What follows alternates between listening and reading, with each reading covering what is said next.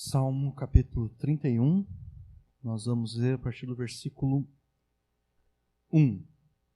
Em ti, Senhor, confio, nunca me deixes confundido. Livra-me pela tua justiça. Inclina para mim os teus ouvidos, livra-me depressa. Sê a minha firme rocha, uma casa fortíssima que me salve.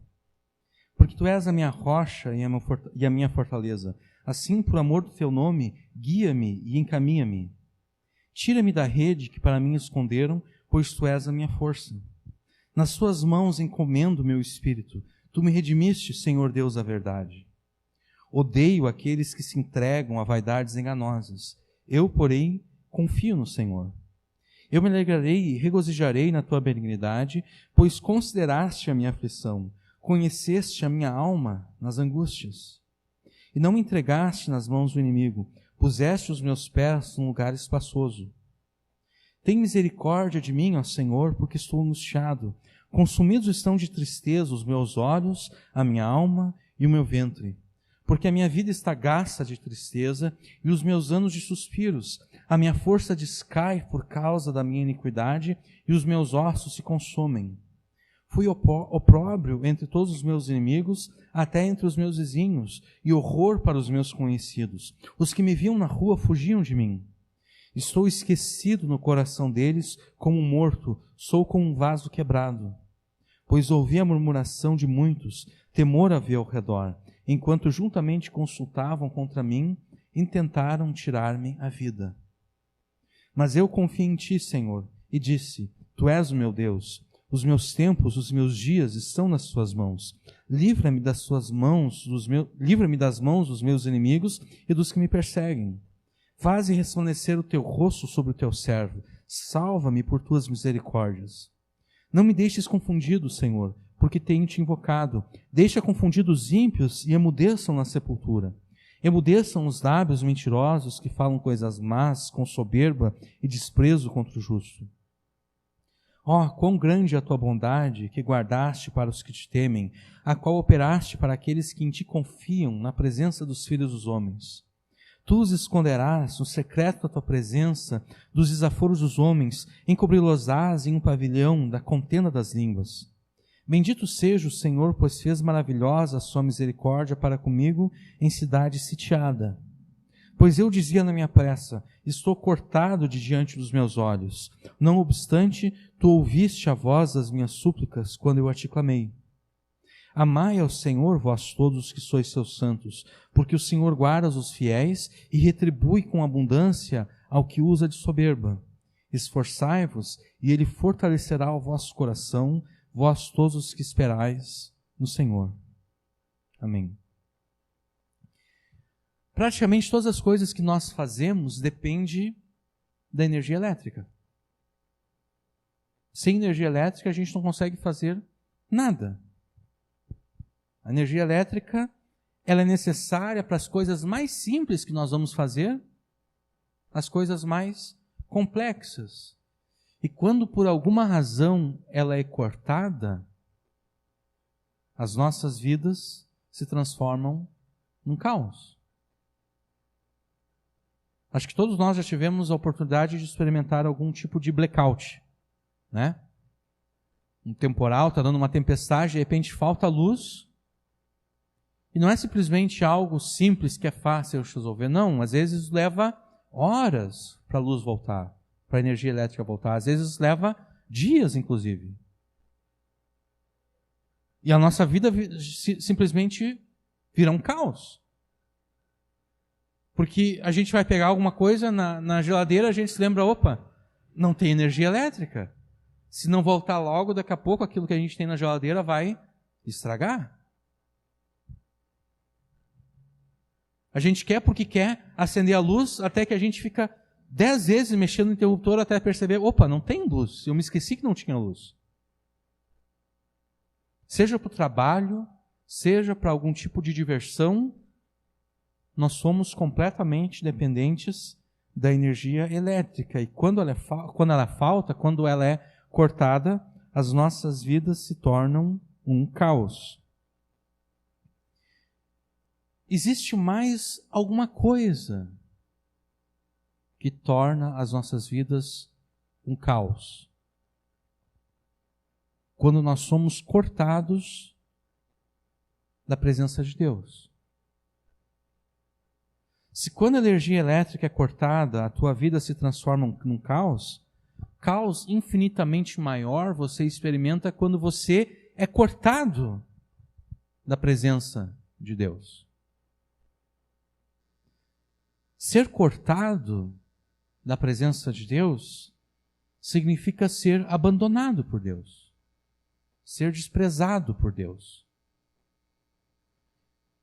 E foi exatamente isso que Davi sentiu ao escrever esse salmo.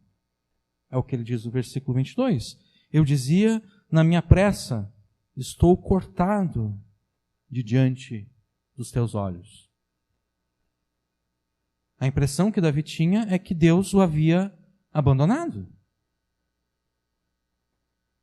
Que Deus não queria mais ter nada a ver com ele. Agora, o que vocês acham que levou Davi a pensar que Deus o havia abandonado? As muitas bênçãos que Deus havia dado a Davi, as muitas alegrias que Deus havia dado a ele? Não. O que levou Davi a pensar que Deus o havia abandonado eram todas as angústias que ele estava enfrentando. Todas as tribulações, todas as adversidades. Agora, além disso, o fato de Deus estar demorando para livrar Davi de todas essas coisas. Porque para Davi foi um homem que foi semelhante a Jesus. Ou a gente pode dizer que Jesus foi semelhante a Davi no sentido de que Jesus veio depois de Davi. Assim como Jesus, Davi foi um homem de dores. Davi sabia o que era sofrer. Desde que Samuel inventou de chegar na casa do pai dele para ungir um rei, a vida de Davi se transformou num caos.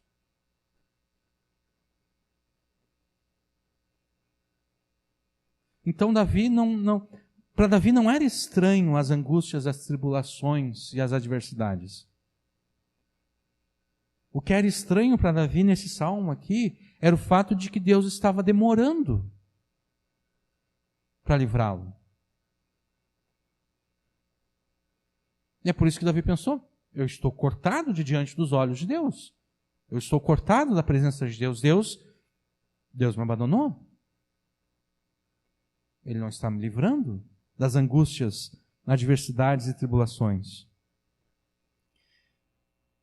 Você também, assim como Davi, enfrentará angústias, tribulações e adversidades. E por vezes, você terá a impressão de que Deus está demorando muito para te livrar de todas elas. Talvez agora mesmo você esteja enfrentando angústias, tribulações e adversidades. Você sabe o que vai acontecer nesses momentos difíceis, em que Deus parece lento em te salvar, em que Deus parece por demais demorado em te livrar? Assim como Davi, você vai pensar que Deus te abandonou. Que Deus te cortou da sua presença. E talvez agora mesmo você esteja pensando, Deus me abandonou. E o que vai acontecer então? O que vem logo depois desse sentimento de que Deus me abandonou? O que vem depois é a covardia. É o enfraquecimento do teu coração. Conforme Davi escreve aqui no versículo 23. Ou melhor, desculpe, versículo 24. Esforçai-vos e ele fortalecerá o vosso coração. Aqui, no versículo 24, Davi está dando uma conclusão para aqueles que estão lendo a sua experiência. O coração daqueles que pensam que Deus os abandonou, é um coração que se enfraquece. E na linguagem bíblica, um coração fraco é um coração covarde. Na lei de Deus, Deus fala acerca do que um comandante, do que o rei deveria de fazer com o seu exército. O rei deveria de despedir todos aqueles soldados que tivessem coração fraco. Ou seja, todos aqueles soldados que fossem covardes, eles deveriam ser dispensados, eles não deveriam ser mandados para a guerra. Por quê? Porque uma pessoa covarde, ela vai afetar os outros. E a última coisa que alguém quer é um soldado, é uma tropa covarde. Uma tropa covarde não vai vencer a batalha. Então essa linguagem aqui de coração fraco, de coração que deve ser fortalecido, está falando de covardia. Quando nós chegamos a pensar que Deus nos abandonou, nós nos tornamos covardes. A covardia toma conta de nós. E então, a covardia, ela vai te oferecer a solução mais fácil para os teus problemas. E a solução mais fácil para os teus problemas, qual é? É abandonar a Deus.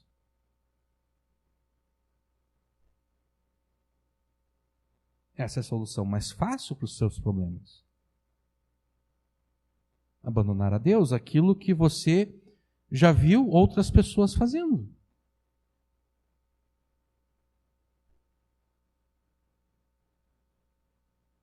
A solução mais fácil é abandonar a Deus.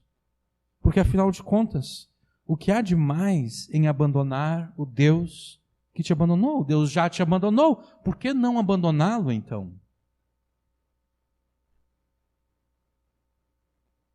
Ocorre que Davi percebeu que ele estava errado ao pensar que Deus o havia abandonado. No versículo 22 ele diz: eu dizia na minha pressa. Davi se apressou demais em chegar à conclusão que Deus o havia abandonado. Porque Deus não abandona os seus filhos. A impressão que você tem de que Deus te abandonou é apenas impressão. Uma falsa impressão. Uma impressão dolorosa. Mas é uma falsa impressão. Uma impressão que machuca, mas é uma falsa impressão. O que você deve fazer, então, para não cair na tentação que tantas pessoas que você conhece caíram? A tentação de abandonar a Deus. O que você deve fazer para não cair nessa tentação? Você deve arranjar um jeito de não se tornar covarde, não permitir que o teu coração se enfraqueça.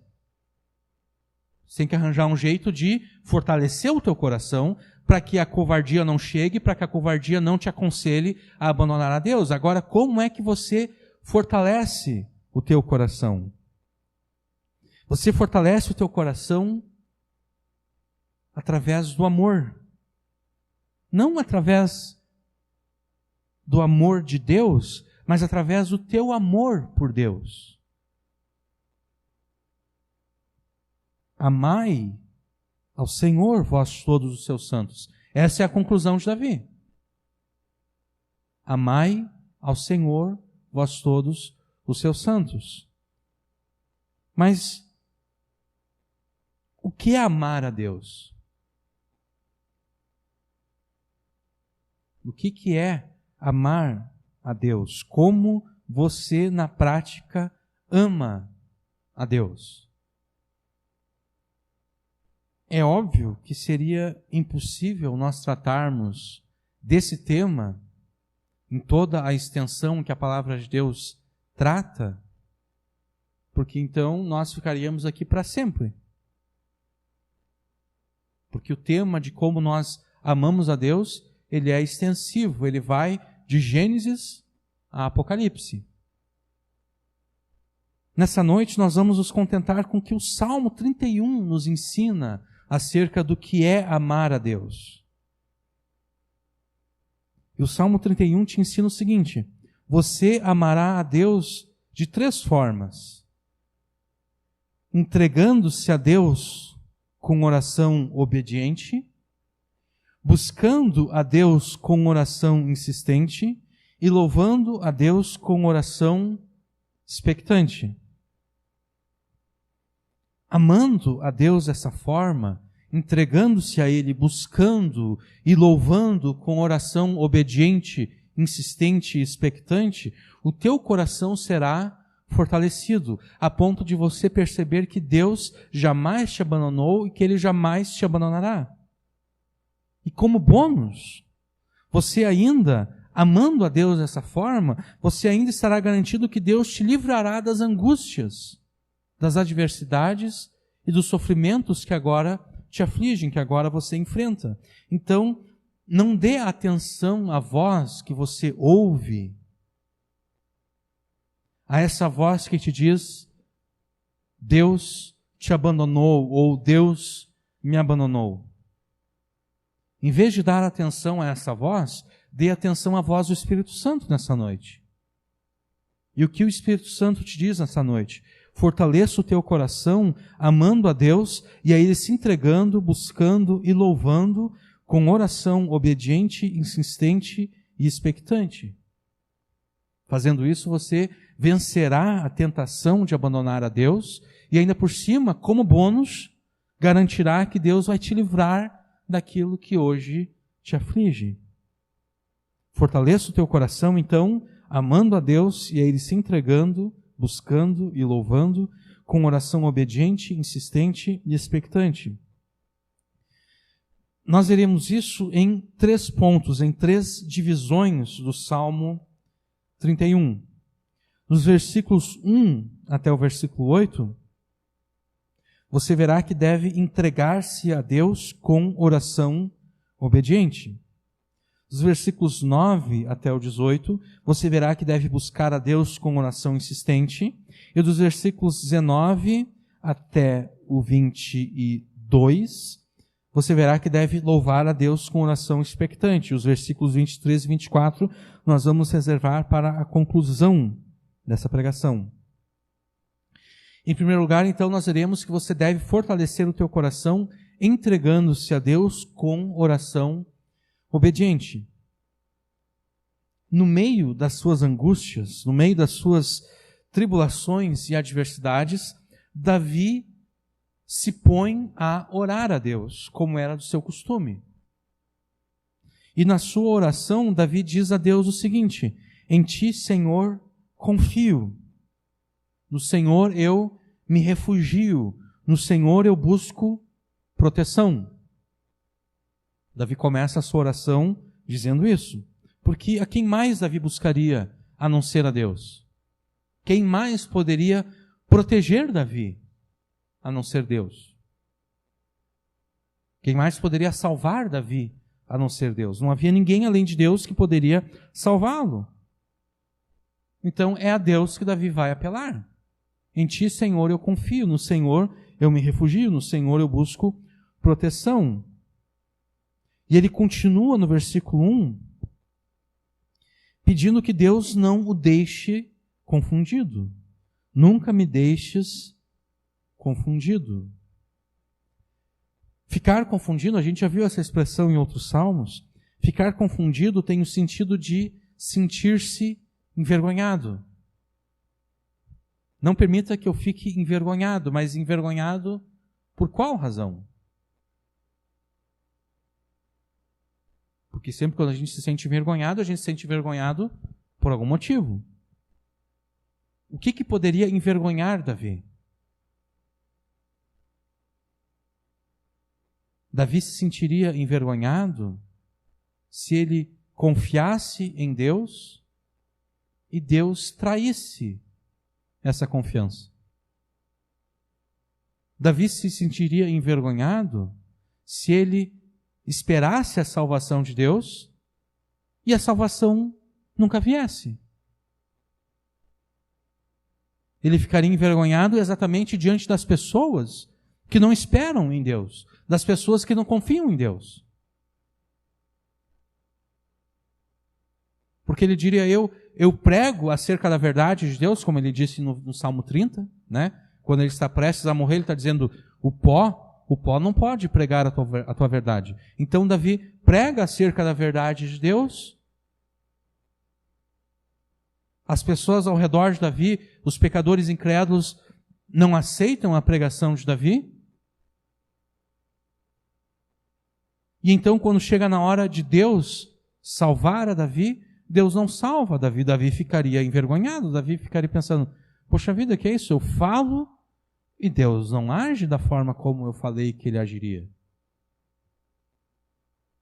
Então, ficar confundido tem o sentido de sentir-se envergonhado diante daqueles que sabem que ele, Davi, se refugia em Deus e busca em Deus a sua proteção e salvação. Na sua oração, Davi está dizendo a Deus o seguinte, não permita que eu me sinta envergonhado por ter confiado no Senhor. Ou ainda, não permita que eu me arrependa por ter confiado no Senhor.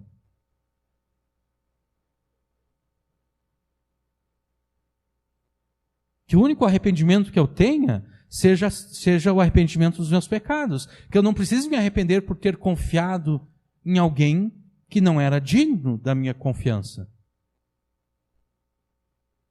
E então Davi completa o primeiro versículo apelando à justiça de Deus. Ele diz, livra-me pela tua justiça. Justiça aqui tem o sentido de retidão.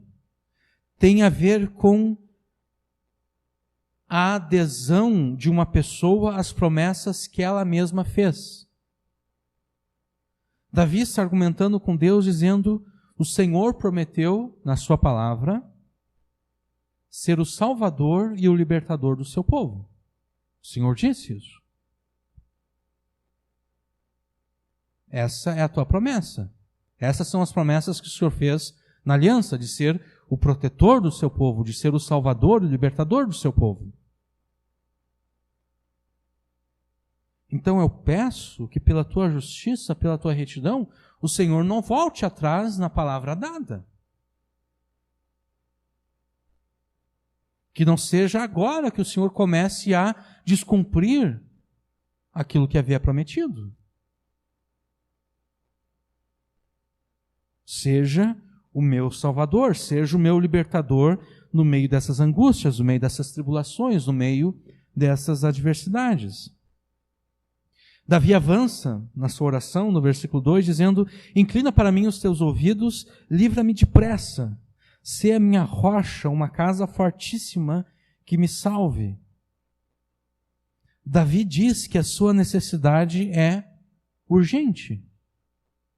Ouve a minha oração, inclina os teus ouvidos às minhas palavras, ouve a minha oração e livra-me. Mas não é, eu não preciso que o Senhor me livre daqui a 10 anos. Eu não preciso que o Senhor me livre daqui a 5 anos. Eu não preciso que o Senhor me livre daqui a 1 ano. Eu preciso que o Senhor me livre depressa, agora. Porque se não for agora, nem adianta mais. Porque existem situações assim. Existem situações em que amanhã é tarde demais, amanhã não adianta mais. Existem circunstâncias em que a demora é simplesmente fatal.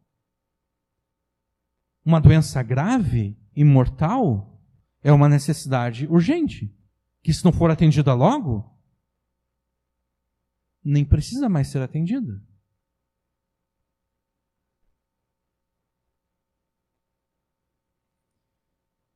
Às vezes, nós pensamos que, por ser onisciente e por saber todos os detalhes das nossas adversidades, não é necessário dizermos a Deus que a nossa necessidade é urgente.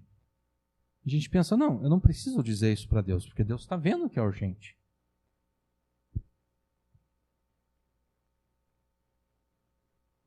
E por outro lado, a gente pode também pensar que é falta de respeito, que é falta de reverência a Deus, dizer que a gente precisa logo daquilo que a gente pede a Ele.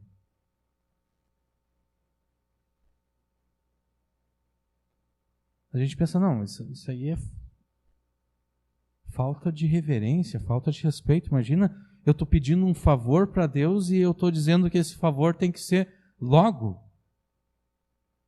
Nós não fazemos isso, né? A menos que, se a gente for pedir o favor para uma pessoa, a gente está à mercê daquela pessoa. A menos que a gente tenha muita intimidade com a pessoa, a gente pode dizer, olha, eu preciso desse favor, mas tem que ser agora. Né? Se a gente não tiver tanta intimidade assim com a pessoa, a gente nunca vai se atrever a dizer, tem que ser agora. Então nos parece que a boa educação seria não se aproximar de Deus dessa forma, dizendo, livra-me depressa. Mas não é o que Davi pensa.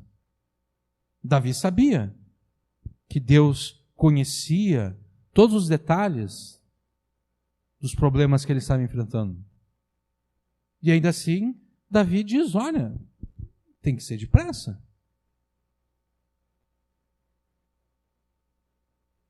Livra-me depressa, ouve a minha oração e livra-me depressa.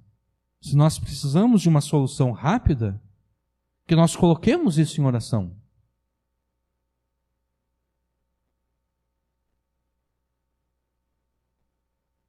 Que nós digamos a Deus, eu preciso que o Senhor faça isso logo. Davi termina o versículo 2 pedindo que Deus seja a sua rocha firme. Né? Ser a minha firme rocha e uma casa fortíssima que me salve, uma fortaleza poderosa que o salve. Aqui novamente Davi está argumentando com Deus com base na palavra de Deus. Porque Deus, como é que eu posso dizer? Deus tem ciúmes. Deus quer ser o único Salvador e o único libertador do seu povo.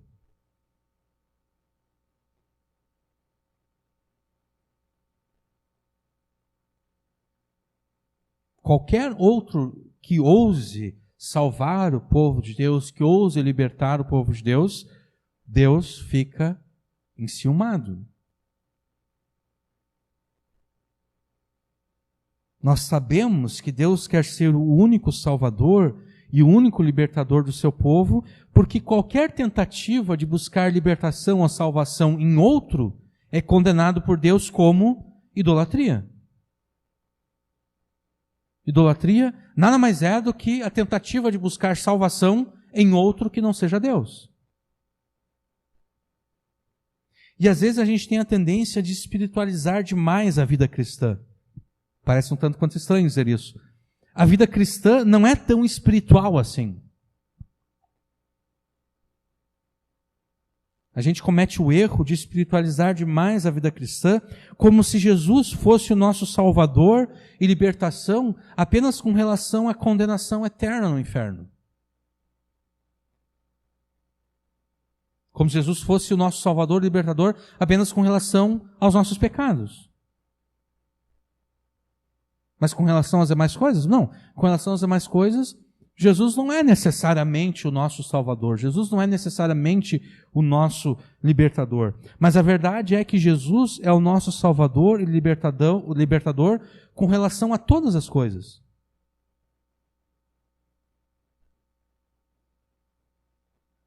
Seja com relação à vida eterna, seja com relação ao perdão dos pecados, à salvação da condenação eterna, seja com relação à libertação da angústia, da adversidade, da aflição, do sofrimento. Ele é o Salvador. Ele é o libertador. Então, a gente deve aprender a argumentar com Deus da mesma forma como Davi faz aqui nesse salmo. Sê a minha firme rocha, uma casa fortíssima que me salve. Lá em Deuteronômio está escrito que a nossa rocha não é como a rocha deles. A rocha do povo de Deus não é como a rocha dos povos incrédulos. A rocha que nós temos em Jesus não é como a rocha dos incrédulos que estão ao nosso redor. O Senhor quer ser o único Salvador e libertador do teu povo. Então seja esse Salvador e esse libertador. Se eu apelar a outro, o Senhor vai me condenar como idólatra. Então seja esse Salvador do qual eu preciso. Seja aquele que vai me libertar. Porque, afinal de contas, desde quando o Senhor começou a recusar libertação e salvação daqueles que buscam no Senhor a salvação e a libertação?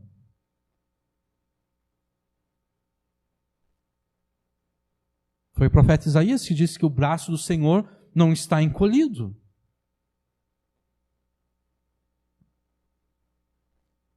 Não é do costume de Deus desprezar aqueles que buscam a salvação dele. Então, por que ele desprezaria? Argumentar com Deus dessa forma como Davi faz aqui. Ser a minha rocha, ser a minha firme rocha, uma casa fortíssima que me salve. Depois de orar por uma libertação rápida, Davi passa a orar por uma direção segura para a sua vida, quando ele diz o seguinte: porque tu és a minha rocha e a minha fortaleza, assim por amor do teu nome, guia-me e encaminha-me.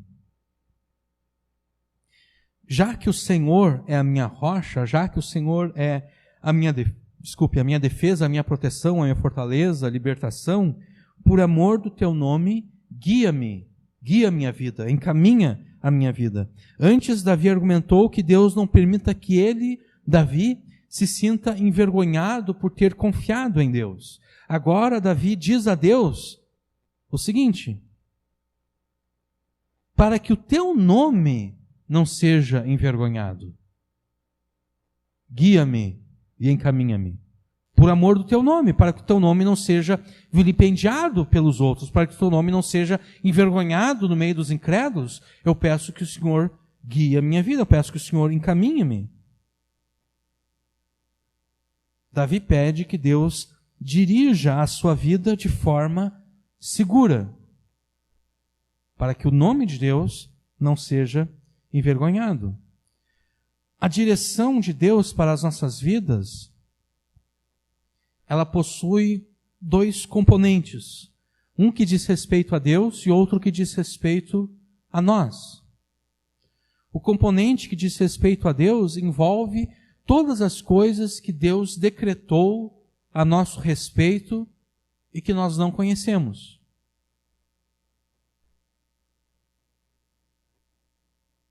Por exemplo, na semana passada, nós estávamos aqui, cultuando a Deus, ouvindo a pregação da sua palavra, e mal nós sabíamos que a minha avó morreria dentro de poucas horas.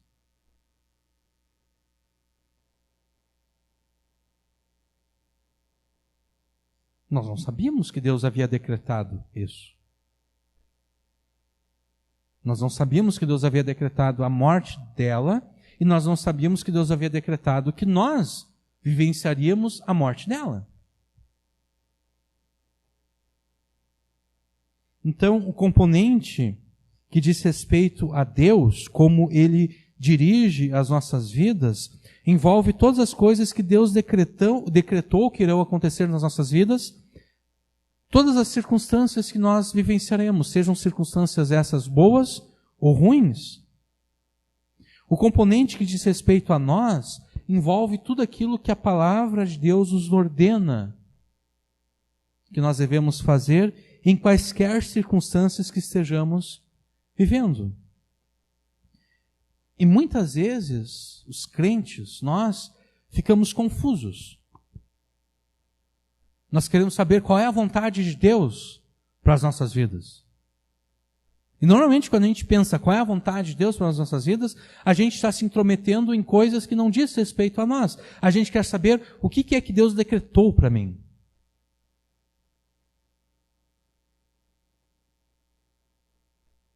A gente quer saber aquelas coisas secretas que Deus determinou e que Deus resolveu manter em segredo. A vontade de Deus para as nossas vidas é simples. Que nós obedeçamos a sua palavra em qualquer circunstância que nós estejamos passando. Essa é a vontade de Deus. Numa circunstância boa, eu devo obedecer a Deus. Numa circunstância ruim, eu devo obedecer a Deus de acordo com a circunstância que eu estou vivendo, de acordo com aquilo que a palavra de Deus me ordena naquela circunstância. Nós não devemos nos preocupar com o que Deus determinou para as nossas vidas. Porque aquilo que Ele determinou é segredo. É um segredo que Ele manteve para si mesmo. Então, não é da nossa conta descobrir a vontade decretiva de Deus para nós. O que é da nossa conta é descobrir aquilo que a palavra de Deus nos ordena.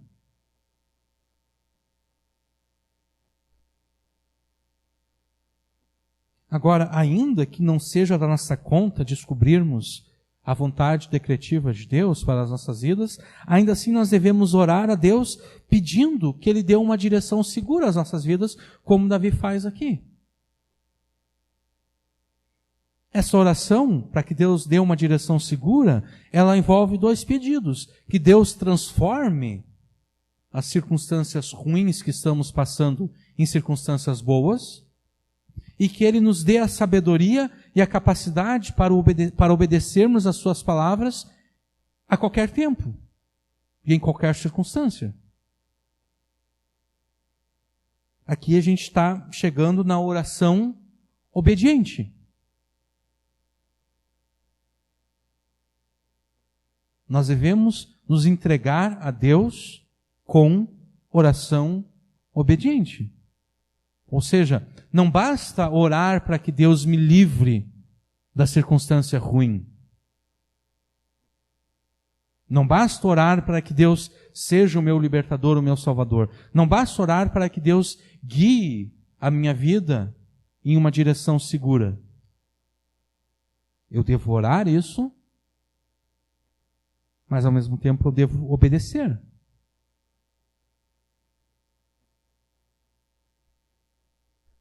Porque se eu não obedecer a Deus, na circunstância ruim, do que adianta Ele transformar essa circunstância ruim numa circunstância boa? Não vai ter valor nenhum.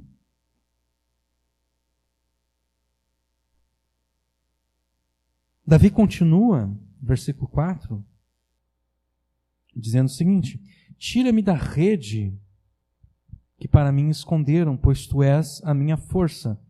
E a gente encontra o aspecto seguro, que eu falei antes da direção segura. No versículo 3, Davi pede direção, guia-me, encaminha-me. No versículo 4, fica claro que Davi está pedindo não apenas por uma direção, mas por uma direção segura, uma direção que o livre das armadilhas que os seus inimigos armaram contra ele. Rede aqui tem o sentido de armadilha. Tá? Você quer caçar um animal, você arma uma rede, você arma uma armadilha, então você pega aquele animal. Davi pede que Deus dê uma direção segura à sua vida, uma direção que o proteja das armadilhas preparadas pelos seus inimigos. Agora, quem são os teus inimigos? Quem são os teus inimigos? Você tem 3 tipos de inimigos. 3 classes de inimigos. Você tem os incrédulos que te conhecem, que são os teus inimigos. Normalmente nós chamamos eles de mundo, né? Mas mundo é algo muito genérico. Ah, o mundo te odeia. Tá bom, mas quem é o mundo que te odeia? O mundo que te odeia não é o norte-americano lá que é incrédulo e nem sabe quem tu é. Não, o mundo que te odeia são os incrédulos que te conhecem. Esse é o mundo que te odeia. Então por isso que eu pensei que em vez de colocar mundo, que é algo muito genérico, vamos personalizar a coisa. Tem 3 classes de inimigos. Os incrédulos que te conhecem, o diabo e você mesmo, a tua própria carne.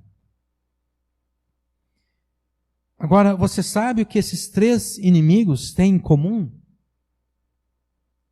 Todos eles, os incrédulos que te conhecem, o diabo e a tua carne, todos eles estão torcendo e fazendo de tudo para que você se decepcione com Deus e o abandone.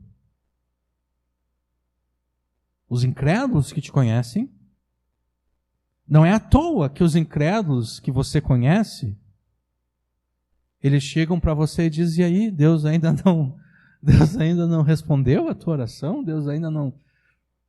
Tu está pedindo, e ainda Deus não te deu aquilo que tu está pedindo. Tu vai continuar confiando em Deus? Por que eles fazem isso? Porque eles estão torcendo para que você se decepcione com Deus. Para que você abandone a Deus.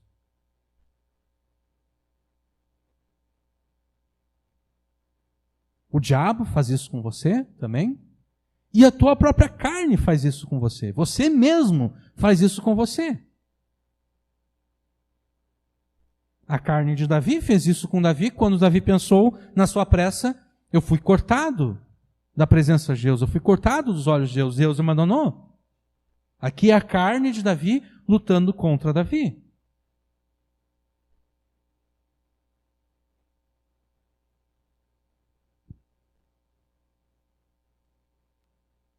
Os incrédulos que te conhecem, o diabo e a tua própria carne, fazem questão de mostrar para você o quanto Deus está demorando para te livrar e salvar das angústias, das tribulações e das adversidades. E eles fazem isso para te convencer que Deus te abandonou, que Deus não está nem aí para você. Para que você se junte a eles e abandone a Deus. Talvez alguns daqueles que te dizem isso, em algum momento eles diziam crer em Deus e abandonaram a Deus e agora eles querem que você se junte a eles no seu abandono a Deus. Mas você não deve dar atenção ao que te dizem os incrédulos que te conhecem, o diabo e a tua própria carne. Pelo contrário, você deve juntar-se a Davi, juntar-se a Jesus e a tantos outros, dizendo a Deus o seguinte: nas tuas mãos entrego o meu espírito, como está ali no versículo 5. Jesus, ele cita as palavras desse versículo aqui, momentos antes de dar o seu suspiro final. Então Jesus, ele adaptou essas palavras aqui às suas próprias circunstâncias. Jesus, um moribundo na cruz, prestes a morrer, ele diz, nas tuas mãos entrego o meu espírito. E então, ele morre. Agora, originalmente, essas palavras aqui, elas não são as palavras de um moribundo. Davi não está aqui agonizando em morte e com o seu último esforço dizendo a Deus, nas tuas mãos entrego o meu espírito. Não. Essas palavras aqui, elas pertencem a alguém que, estando vivo, quer demonstrar a sua total confiança em Deus, mesmo nos momentos mais difíceis de adversidade e dificuldade. Espírito aqui deve ser entendido como se referindo a toda a vida, a toda a existência. É como se Davi estivesse dizendo, nas tuas mãos eu entrego a minha vida. Nas suas mãos eu entrego tudo aquilo que eu sou, tudo aquilo que eu tenho, toda a minha existência eu entrego nas tuas mãos. E Davi entrega a sua vida a Deus porque ele sabe que Deus, o Deus da verdade, ou Deus fiel, como pode ser entendido também aqui, o resgatará de toda angústia, adversidade e tribulação. Nas suas mãos entrego o meu espírito. Tu me redimiste, aqui melhor seria no presente. Tu me redimes, Senhor Deus da verdade. Davi entrega a sua vida a Deus porque ele sabe que Deus, o Deus fiel, o Deus da verdade, o resgatará de toda a dificuldade. Agora, o que é entregar a vida a Deus?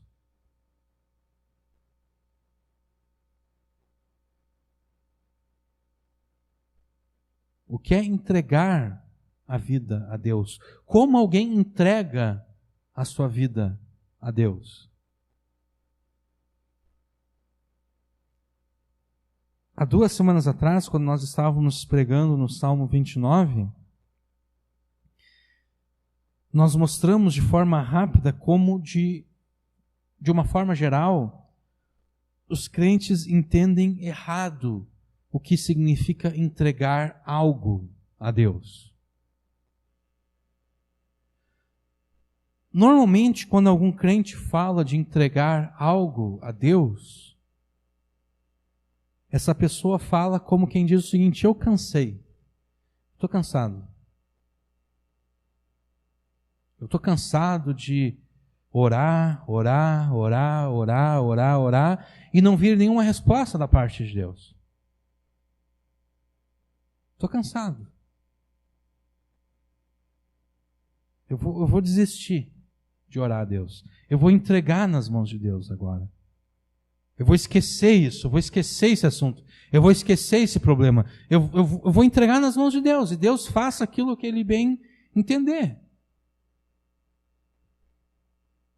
Normalmente, quando os crentes falam de entregar algo a Deus, é nesse contexto que essa expressão aparece. Eu vou entregar a Deus. É no contexto da desistência. É no contexto do cansaço. É no contexto de que eu não quero mais me incomodar com isso. Não me faz bem eu ficar dia e noite revivendo o meu sofrimento, apresentando o meu sofrimento a Deus. Não me faz bem isso, eu não me sinto bem fazendo isso, eu estou cansado, eu não quero mais fazer isso, eu vou entregar a Deus.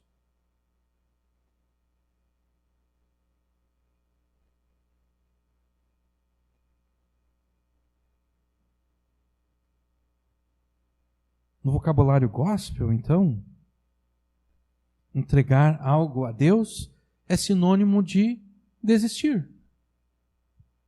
Desistir de orar porque a pessoa não suporta mais continuar insistindo com Deus em uma oração que não incita nenhuma resposta da parte de Deus. O problema é que isso não é entregar as coisas a Deus.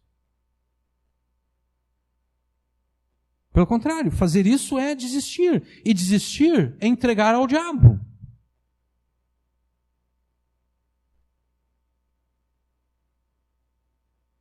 O que é então entregar algo a Deus? É aquilo que Davi está fazendo até aqui. E aquilo que ele faz a partir do versículo 5 também. É orar a Deus. Entregar a Deus é orar a Deus. Entregar a Deus não é desistir de orar a Deus. Não, entregar a Deus é continuamente orar a Deus. Entregar algo a Deus significa orar cada vez mais. Isso é entregar a Deus. É orar com cada vez mais intensidade, com cada vez mais, com maior insistência, até receber aquilo que se está pedindo. Entregar a vida a Deus, então, conforme Davi se expressa nesse versículo e nesse salmo, significa colocar todos os aspectos da sua vida em oração. Isso é entregar a Deus. Mas não qualquer oração. Uma oração obediente, como nós vimos antes. Uma oração que obedece à palavra de Deus. Uma oração que pede que Deus direcione a sua vida de forma segura e então obedece à palavra de Deus em todas as circunstâncias que vivencia, porque sabe que não existe lugar mais seguro do que a obediência a Deus. Entregar-se a Deus jamais então será uma atitude passiva. Eu me entreguei a Deus. Entregar-se a Deus sempre é uma atitude ativa, que se mostra através da oração obediente a Deus. E como resultado dessa tua entrega a Deus, através da oração obediente, o Deus fiel corresponderá à tua esperança. E Ele te redimirá, Ele te resgatará de tudo aquilo que te angustia. Você entregará, você encomendará a tua vida a Deus, não como quem desistiu de tudo, mas como quem insiste em orar, com oração obediente, e então Deus te resgatará. O Deus fiel corresponderá à tua esperança. E Deus corresponderá à tua esperança quando você se entregar a Ele com oração obediente, exatamente porque o Deus fiel é onisciente. E a onisciência de Deus é uma onisciência amorosa. Versículos 6, 7 e 8. Odeio aqueles que se entregam a vaidades enganosas. Eu, porém, confio no Senhor. Eu me alegrarei e regozijarei na tua benignidade. Por quê? Pois consideraste a minha aflição, conheceste a minha alma no meio das angústias. E não me entregaste nas mãos do inimigo, puseste os meus pés num lugar espaçoso. O versículo 6 aqui, ele tanto pode ser traduzido como Davi dizendo, eu odeio aqueles que se entregam a vaidades enganosas, ou Davi falando com relação a Deus, tu odeias aqueles que se entregam a vaidades enganosas. Não é tão importante aqui definir quem é que está odiando, se é Deus ou Davi. Porque, biblicamente falando, os dois devem odiar aqueles que se entregam a vaidades enganosas. A questão aqui é percebermos quem são essas pessoas que são odiadas. Quem são essas pessoas que se entregam a vaidades enganosas? Essas vaidades enganosas aqui é uma forma de se referir à idolatria.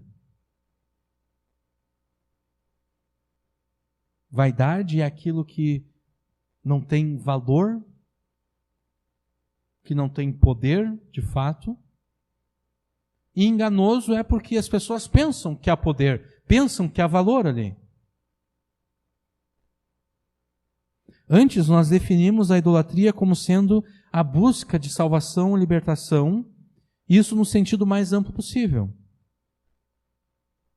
A idolatria é buscar libertação, salvação em qualquer outro que não seja o Deus da aliança, em qualquer outro que não seja no Filho de Deus, o Senhor Jesus. Nós sabemos que Deus odeia os idólatras. Então, com clareza, a gente pode dizer aqui que Deus odeia a todos aqueles que buscam libertação e salvação em qualquer outro que não Ele mesmo. E é por isso que Davi afirma que a sua confiança está em Deus. Eu, porém, confio no Senhor. Eu não me entrego às vaidades enganosas. Eu não busco a salvação e a libertação dos meus problemas naqueles que nada podem fazer por mim. Eu confio no Senhor. E confiar aqui não é algo passivo. Confiar é ativo. Confiar significa buscar salvação, buscar libertação. Da mesma forma como existem aqueles que se entregam às vaidades enganosas, Davi se entrega a Deus. Davi busca de Deus a salvação e a libertação. Davi tem tanta confiança em Deus, o Deus da aliança, no seu Deus, a ponto de se alegrar e se regozijar na benignidade de Deus. Eu me alegrarei e regozijarei na tua benignidade. A palavra hebraica traduzida aqui como benignidade é hesed. E a gente já encontrou essa palavra aqui em vários outros salmos. Se refere ao amor fiel e benevolente de Deus que Ele demonstra para o seu povo. É o amor fiel e benevolente que Deus tem pelo seu povo por causa da aliança que Deus fez com o seu povo. Então Davi se alegra, Davi se regozija no amor fiel e benevolente de Deus, porque Davi sabe que pelo seu amor fiel e benevolente, Deus conhece nos mínimos detalhes toda a sua aflição e toda a sua angústia. Que é como ele continua no versículo 7. Eu me alegrarei e regozijarei no teu amor fiel e benevolente, pois consideraste a minha aflição, conheceste a minha alma nas angústias. O Senhor conhece a minha alma no meio da angústia que eu estou passando. O Senhor sabe tudo aquilo que eu estou enfrentando. Deus é onisciente, ou seja, Deus conhece tudo aquilo que existe para ser conhecido. Mas um Deus onisciente não é bastante o suficiente para nós, porque a onisciência de Deus não nos diz nada acerca do caráter de Deus. Deus poderia ser onisciente e ser um Deus onisciente sádico, que tem prazer no sofrimento das pessoas.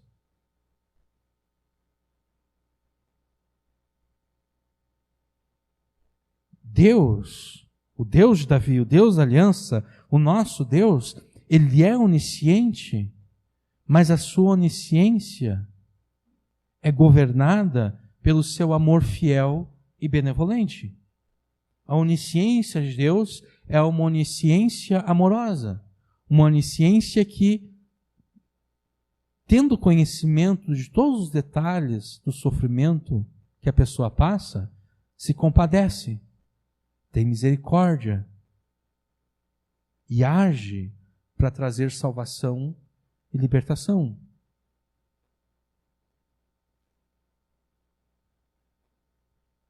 Deus conhece todos os teus sofrimentos. Deus conhece a tua alma no meio das tuas angústias.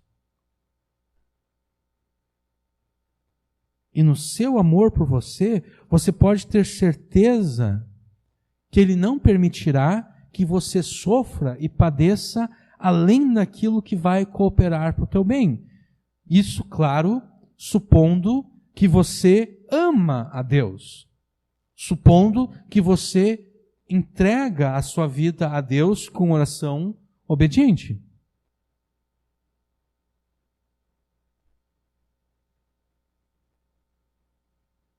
Entregue a tua vida a Deus com oração obediente, e você poderá ter certeza de que pela sua onisciência benevolente, Deus não permitirá que você sofra além do necessário. E quem determina o que é necessário é Deus. Deus é que determina o que é o necessário. O quanto é o bastante. É Deus que determina, porque Ele está trabalhando em nós através do sofrimento.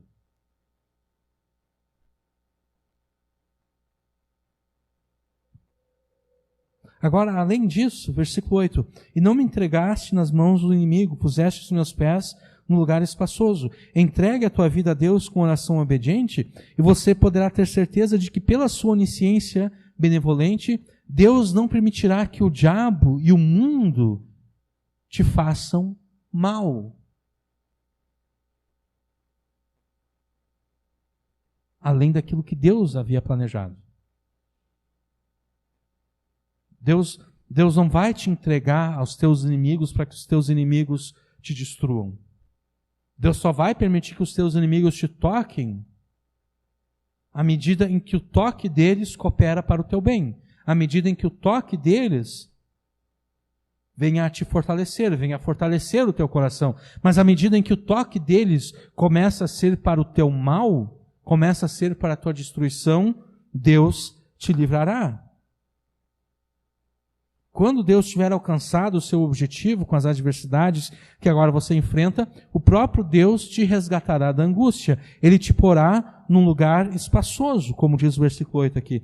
Esse lugar espaçoso aqui é um lugar de segurança, é um lugar de liberdade. Para fugir da tentação de abandonar a Deus, quando te parecer que Deus te abandonou, faça isso. Entregue-se a Deus com oração obediente. E a tua oração obediente, pela qual você se entrega a Deus, ela deve ser também uma oração insistente. Vocês devem ter notado que em praticamente todas as pregações que estamos fazendo em Salmos, a gente fala acerca da oração insistente. E isso é de propósito que estamos fazendo isso. Essa insistência em falarmos da oração insistente, ela é proposital, porque todos nós falhamos nessa parte. Em vez de insistirmos com Deus em oração insistente, nós insistimos em desistir de orar. A nossa maior fraqueza é que nós insistimos na desistência, em vez de insistirmos na continuidade, na perseverança. Eu quero que vocês, a gente vai ir rapidamente aqui, eu quero que vocês observem o drama de Davi, a partir do versículo 9 até o versículo 13. Tem misericórdia de mim, ó Senhor, porque estou angustiado. Consumidos estão de tristeza os meus olhos, a minha alma e o meu ventre, porque a minha vida está gasta de tristeza, e os meus anos de suspiros, a minha força descai por causa da minha iniquidade, e os meus ossos se consomem. Fui opróbrio, fui motivo de zombaria entre os meus inimigos e até entre os meus vizinhos, e horror para os meus conhecidos. Os que me viam na rua fugiam de mim. Estou esquecido no coração deles, como um morto, sou como um vaso quebrado. Porque ouvi a murmuração de muitos, temor havia ao redor. Eles tinham medo de mim, enquanto juntamente consultavam contra mim, intentaram tirar-me a vida. Davi estava muito angustiado. E ele estava completamente dominado pela tristeza. Ele estava enfraquecido por causa do seu pecado.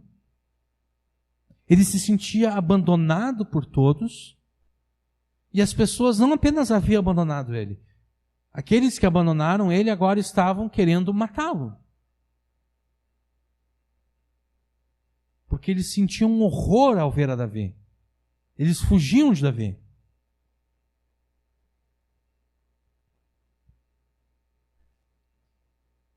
Davi tinha todas as evidências necessárias para concluir que Deus o havia abandonado também. Porque se isso não é prova de que Deus abandonou Davi, o que mais poderia provar que Deus abandonou Davi? Davi tinha todas as evidências que ele poderia querer para concluir que Deus o havia abandonado. E se Deus havia abandonado a Davi, do que serviria a Davi a oração? Por que orar a um Deus que o abandonou? Mas contra todas essas evidências, porque na verdade eram evidências falsas, Davi continua a confiar em Deus. Davi continua a confessar que o Deus da aliança é o seu Deus. Versículo 14. Mas eu confiei em ti, Senhor, e disse, tu és o meu Deus. Mesmo em meio a uma tristeza infindável, Davi permanece crendo em Deus com uma confiança inabalável. E Davi pode ter essa confiança inabalável porque ele sabe que o Deus da aliança, o Deus cujo amor é um amor fiel e benevolente, o seu Deus tem nas suas mãos a sua vida e o seu destino. Versículo 15. Os meus tempos estão nas tuas mãos. Os meus dias, os meus anos estão nas tuas mãos. O meu destino, a minha vida está nas tuas mãos. Davi pode ter essa confiança inabalável em Deus, porque ele sabe que Deus tem nas suas próprias mãos a vida de Davi. Deus tem nas suas próprias mãos o destino de Davi. Sabendo que a sua vida e o seu destino estão nas mãos de Deus, o que Davi faz? Davi apela a Deus. Davi ora ao Deus que tem nas suas mãos a sua vida. Davi ora a Deus, ao Deus que tem nas suas mãos o seu destino. Os meus tempos estão nas suas mãos, então livra-me das mãos dos meus inimigos e daqueles que me perseguem.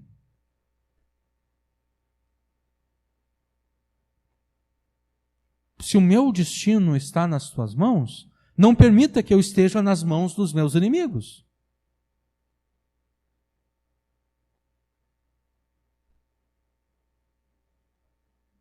E eu mesmo. Né? Os inimigos aqui quem são? Os incrédulos que te conhecem. No caso de Davi, os incrédulos que conheciam a Davi, o diabo e o próprio Davi, a própria carne de Davi.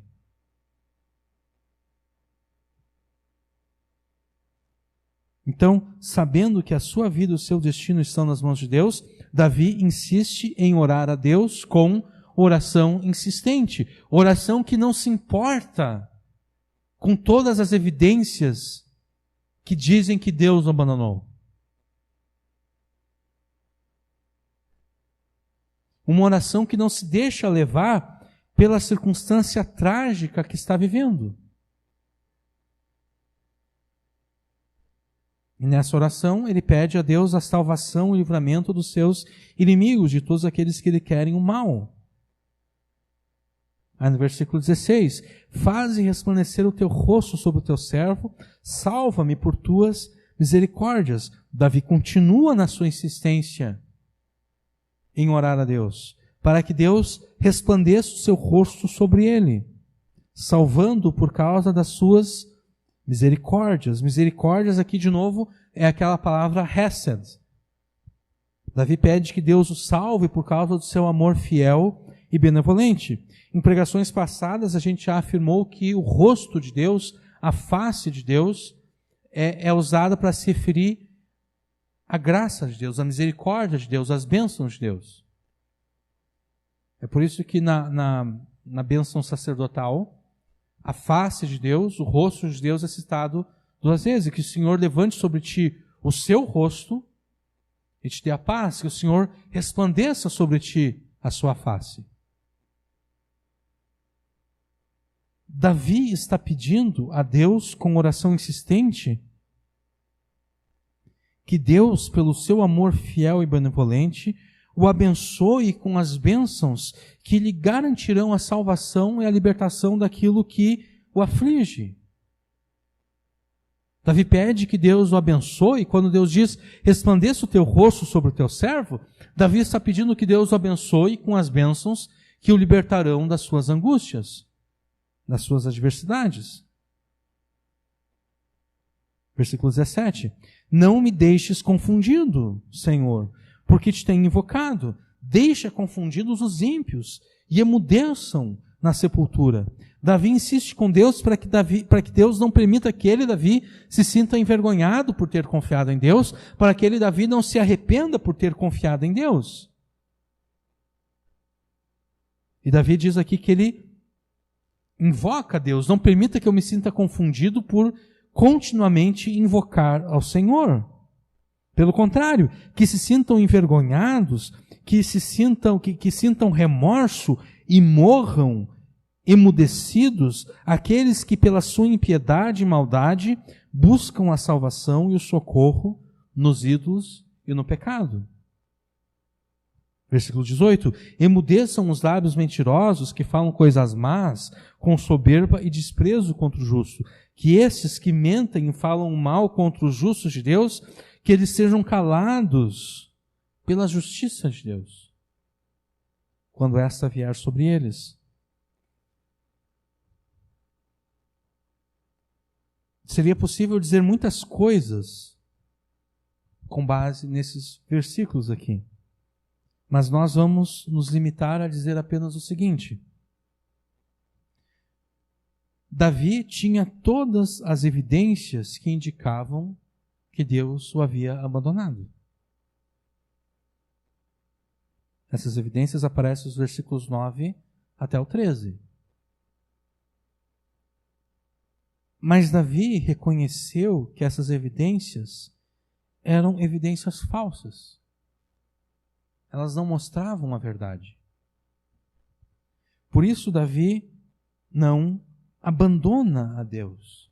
E a prova de que Davi não abandonou a Deus é a sua insistência em orar a Deus. É a sua insistência em orar a Deus com insistência, com perseverança. Na semana passada nós vimos que não há nada que honre mais a Deus do que quando nós buscamos de Deus aquilo que Ele tirou de nós.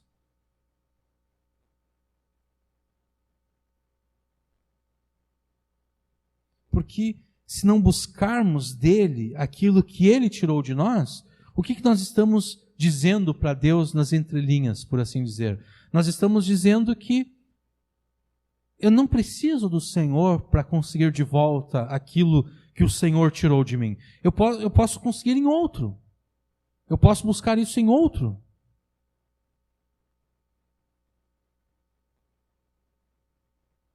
Agora, quando nós insistimos em buscar de Deus aquilo que Ele tirou de nós, nós estamos dizendo, é só do Senhor que nós dependemos.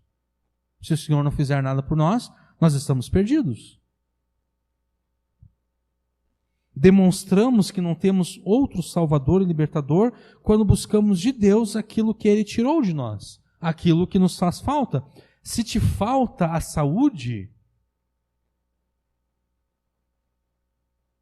se no lugar da saúde você tem doença, busque insistentemente de Deus a saúde. Busque insistentemente de Deus a cura. Se te falta o sustento, busque insistentemente de Deus o sustento. Não importa aquilo que te falta, não importa aquilo que Deus tirou de você. Insistentemente, busque de Deus aquilo que te falta.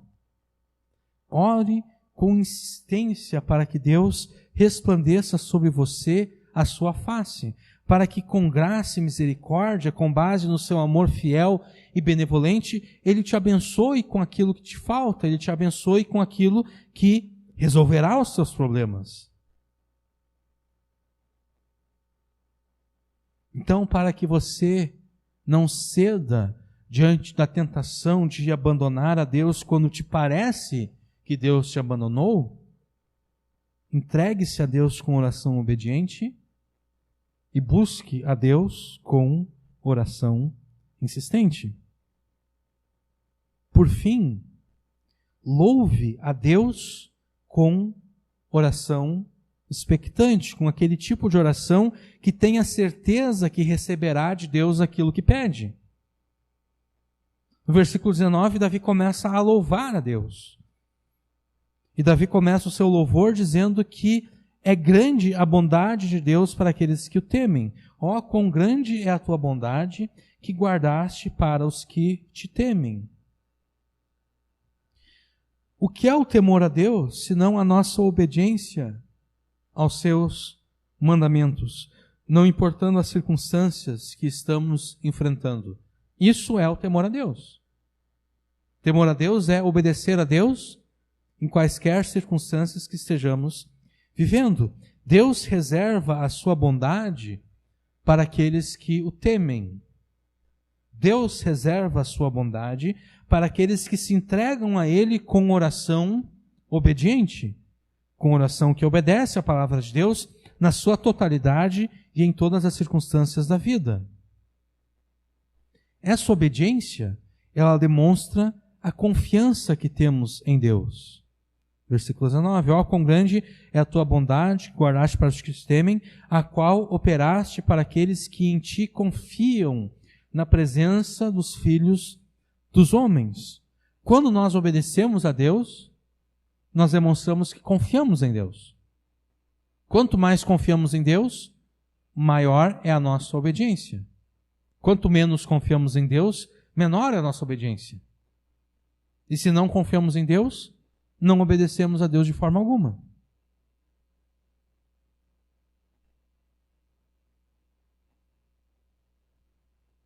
Nós devemos demonstrar a nossa confiança em Deus na presença dos filhos dos homens, na presença das pessoas, na presença dos incrédulos que nos cercam, dos incrédulos que nos conhecem. Como é que nós vamos demonstrar que confiamos em Deus? Obedecendo a Ele. Louve a bondade de Deus sobre aqueles que o temem, não apenas com as suas palavras.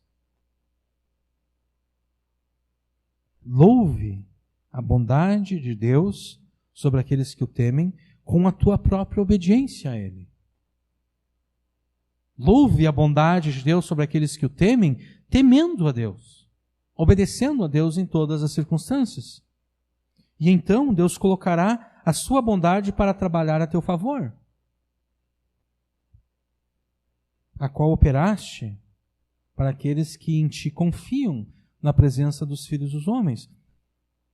Quando você louvar a bondade de Deus através da tua obediência, Deus colocará a sua bondade para trabalhar a teu favor, garantindo que o teu sofrimento não seja em vão, garantindo que você será livre daquele sofrimento no momento em que aquele sofrimento tiver alcançado o propósito para o qual Deus o ordenou. E então, quando Deus tiver alcançado o seu objetivo, Ele te livrará desse sofrimento. Versículo 20.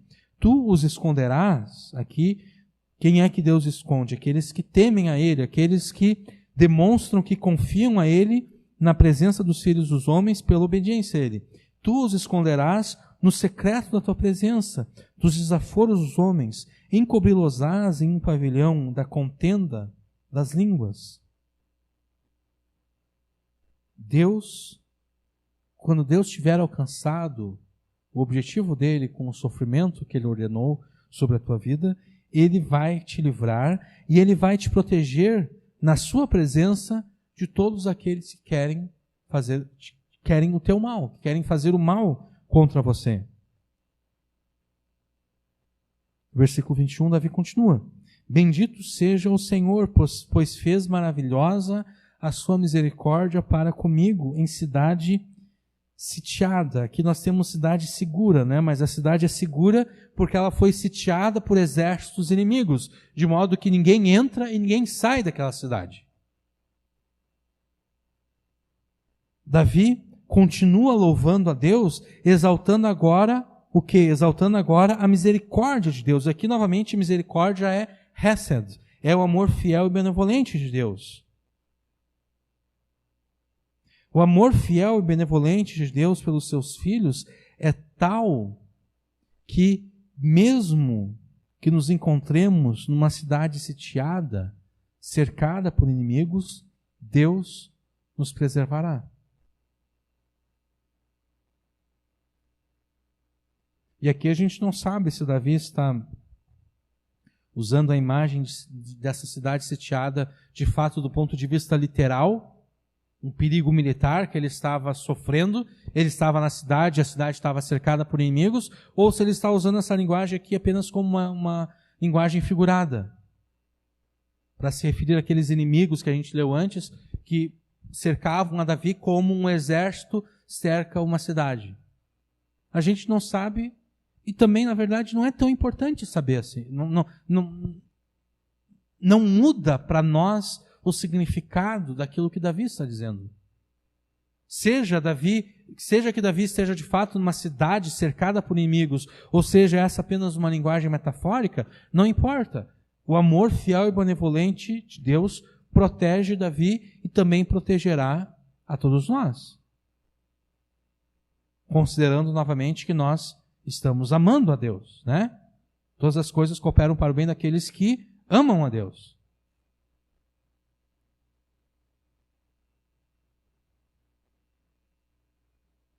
Daí a gente chega no versículo 22. Pois eu dizia na minha pressa, estou cortado de diante dos teus olhos. Não obstante, tu ouviste a voz das minhas súplicas quando eu a te clamei. Se chegarmos, como Davi, Se chegarmos a pensar que Deus nos abandonou e não quer nada conosco, o amor fiel e benevolente de Deus se manifestará respondendo às orações que nós lhe fizemos. Porque Davi diz aqui, eu me apressei em dizer, eu estou cortado da presença de Deus. Eu me apressei em dizer que Deus havia abandonado, porque quando eu pensei que Deus havia me abandonado, Ele veio e me libertou.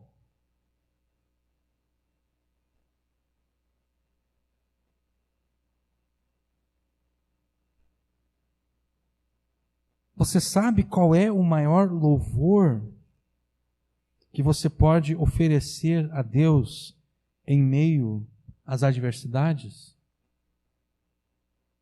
A maior adoração que você pode oferecer a Deus é essa oração contínua e insistente, que por causa da bondade e do amor fiel e benevolente de Deus, você sabe que será respondida. Enquanto eu estudo o texto para preparar esses sermões, eu crio essas pequenas classificações, como oração obediente, oração insistente, oração expectante. Esse tipo de classificação ele é válido para nós entendermos os vários aspectos de como a nossa oração deve ser.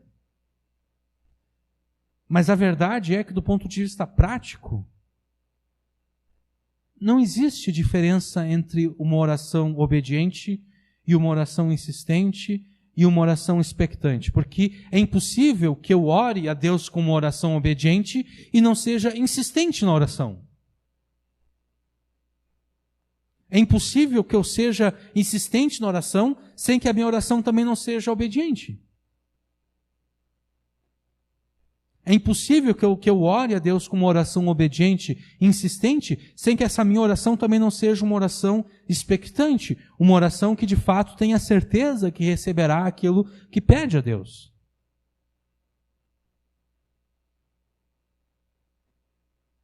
O maior louvor que você pode oferecer a Deus é essa oração insistente, que apesar das aparências, persevera em confiar que a bondade e o amor fiel de Deus responderá àquilo que está sendo pedido.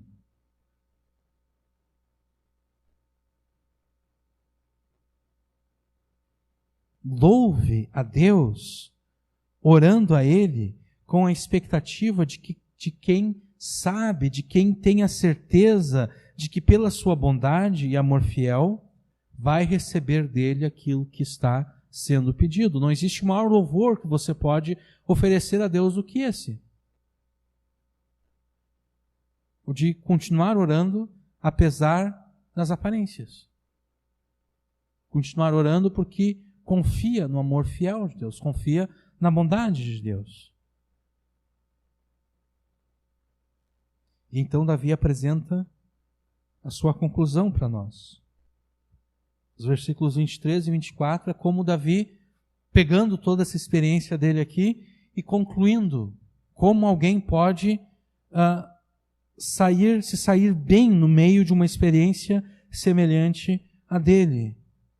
Ele diz o seguinte: amai ao Senhor, vós todos que sois seus santos, porque o Senhor guarda os fiéis e retribui com abundância ao que usa de soberba.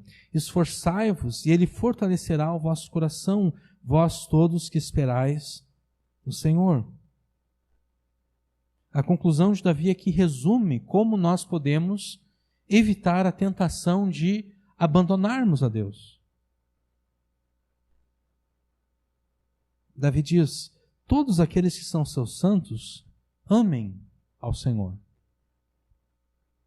pois Ele guarda, protege e abençoa aqueles que lhe são fiéis. Mas para aqueles que não o amam, para aqueles que pela sua soberba, pelo seu orgulho, pela sua arrogância, não amam a Deus, Deus lhes dará aquilo que eles merecem.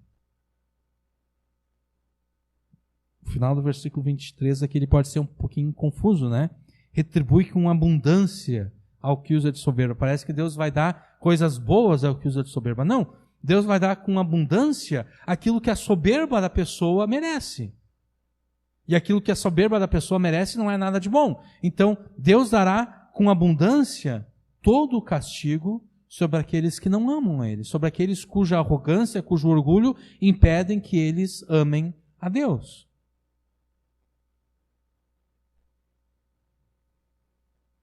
Aí a gente pergunta para Davi, tá bom, mas como a gente ama a Deus? Aí Davi vai dizer, bom, vocês não acabaram de ouvir a pregação que foi feita no Salmo 31? Como vocês amarão a Deus?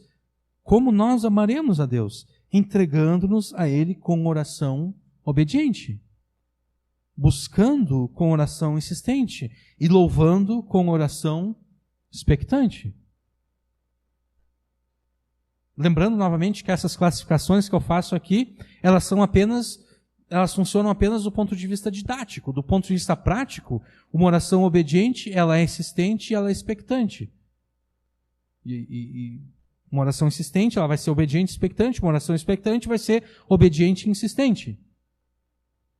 Como nós amaremos a Deus? Entregando-nos a Ele com oração obediente, buscando com oração insistente e louvando com oração expectante. Então, amando a Deus dessa forma, nós demonstraremos o quê? Demonstraremos que esperamos apenas em Deus, em ninguém mais. Esforçai-vos e Ele fortalecerá o vosso coração, vós todos que esperais no Senhor.